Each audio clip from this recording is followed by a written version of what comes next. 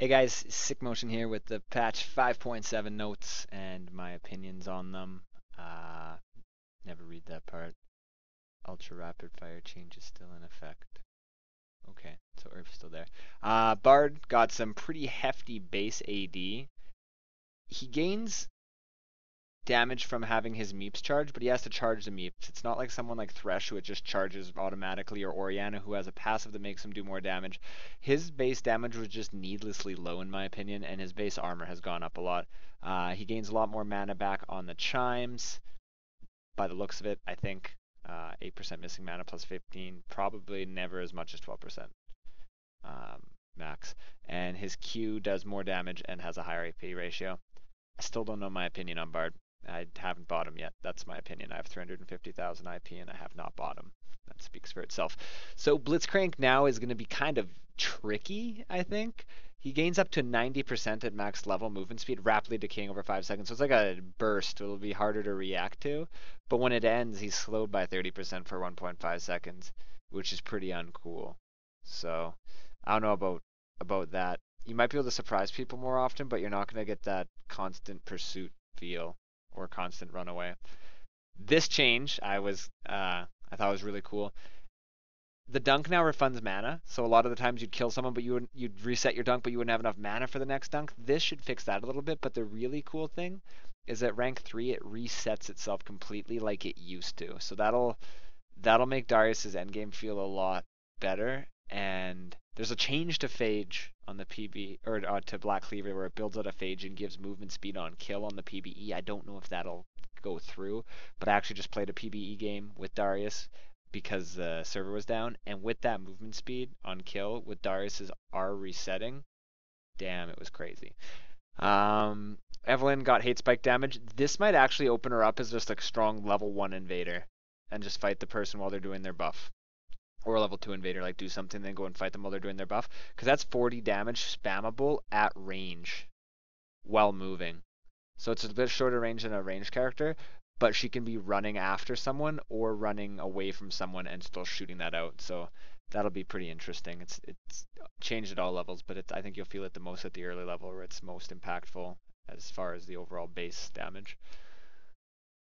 Fizz got changed. It's a nerf to AD Fizz, obviously, because stacking attack speed is no longer going to make your 8% per auto. It's going to just refresh the 8% of targets missing health over 3 seconds. They put the health over 3 seconds back onto there. And there's also passive damage um, to it. I think before, don't quote me on this, like I'm all confused right now. I'm ready for bed. But was it the passive damage percentage damage only on activation, or was it on passive damage as well? Anyway, the percentage health damage is now passive, so you don't have to actually activate the W. It just does that percent of their health every time you auto them, plus the flat damage that it did. Plus now the active does the same amount of flat damage as it did, but it has an AP ratio on it. AD Fizz I don't think will be as good, but AP-ish or tank Fizz like Frozen Heart, Abyssal, Sunfire, other stuff. I saw Ludens do well on Fizz today. But the tank Fizz is pretty oppressive. It's sort of like Bruiser Fizz, but you're not reliant on autoing. You kind of just get there and start hitting people and just burn them down with your damage over time plus your Sunfire and everything. That might start to make a rise because the W change doesn't really affect it because you never stacked attack speed. You weren't getting off enough auto attacks for it to be that effective. Garen, his ult got a cooldown reduction, so he actually might be a little bit stronger in lane because that was 40 seconds off level 1. It was a pretty long time if you hit an ult. If you failed it, you're kind of real sad, and even if you hit it, you're real sad because you're not going to see your ult again for a while. Hecarim's base regens got taken down. Quite a lot, actually. Base health regen down by 2.26, and base mana regen down by 1. However, in the top laners with a teleport, Hecarim's always taking a teleport, do a jungle camp usually, then back, and come back to lane with a plethora of potions. Plus, if he starts with a flask, which I'm doing a lot top lane with a lot of champions, starting with a flask and just coming back with like 4 mana pots, 4 health pots, a ward, a flask, essentially like 7 of each pot almost. those very minuscule base damage nerfs, you're not going to feel them. Or sorry, base regen nerfs. You'd feel base damage. You wouldn't feel the base regen as much. So I think until they change the way that people are doing that cheese in the jungle, the just base regen early, you're not going to really feel it.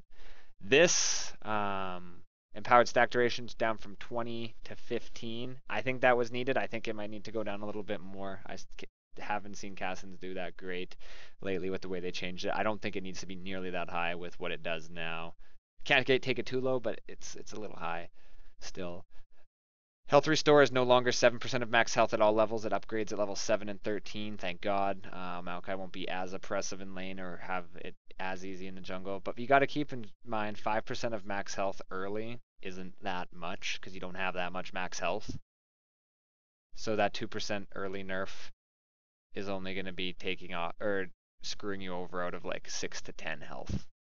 It's not going to be overly game-changingly broken. It's not like 2% of like 4k health or anything like that. Let's see. Morgana had some stuff happen that wasn't really balancing. Nidalee, base health down by 30, base health per level down by 10. So 210 health off at level 18. That's a pretty hefty nerf. They changed the way blind works for Teemo and Quinn. It's changed from on attack declaration to on attack launch, which is a buff. I'm not sure how much that'll actually be noticed, but the situations where it's changed, you'll definitely feel it. In the situations before pre-change, you definitely felt those. Total AD ratio on Rek'Sai's Q down another 0.1, but the tunnels on reusing them, not making them, but reusing a previous tunnel, goes down by 1 second per level. So now at level 5 of the tunnel, which is what you're leveling last, like pretty end game, it'll be a 6-second cooldown to reuse your tunnels.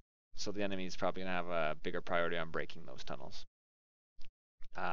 Shen's are 20 seconds off at level 1, 20 seconds off at level 2, 40 seconds off at level 3.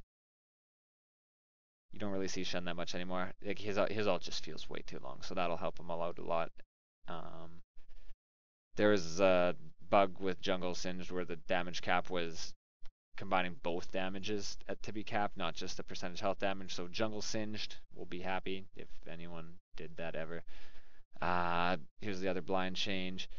Tristana's Q, basic attacks while rapid fire is active, reduced the cooldown of explosive charge by 0.5, double against champions. So that's kind of cool, but they did take the cooldown of explosive charge up by a little bit.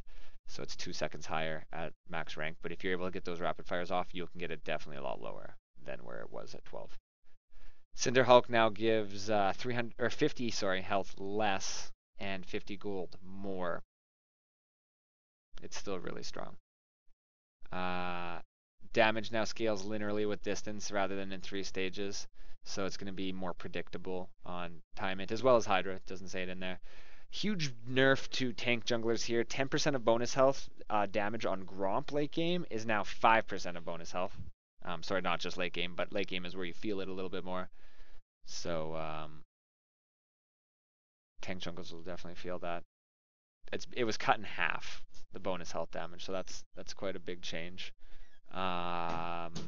Minions have a spawn animation. Cool. Bunch of visual stuff. Luden's Echo is now on 3s. I haven't played 3s in a long time. I should probably play 3s. It's got a new proc looking effect. And Debnir Galio looks cool. All of the Guardians skins look cool. The Skarner one looks really nice, but I just like the BattleBot Skarner one too much. Arclight Vayne and Omega Squad Team. I actually played Omega Squad Team today on PvE while the patch was going on live. It's actually a pretty cool skin. But it doesn't have the annoying Teemo laugh, which is kind of iconic. It's a more serious tone and dark. So no fun laugh. Anyway, guys, that's the end of these patch notes. Pretty short. Some interesting changes, though. Like the Badaris one will be really impactful. And the jungle one, Gromp nerf, I think will be pretty impactful for people who were making sure to get Gromp buff later on, which they should be if they're stacking that much health plus the Cinder Hulk health. But we'll see how those go and play out. Thank you for watching, guys. Make sure to hit the follow, or sorry, this is YouTube, subscribe button if you enjoyed this video. All my other social medias, including my stream, can be found underneath this in the description. So check those out as well if you want to see me when I'm live streaming. And until next time, guys, take it easy.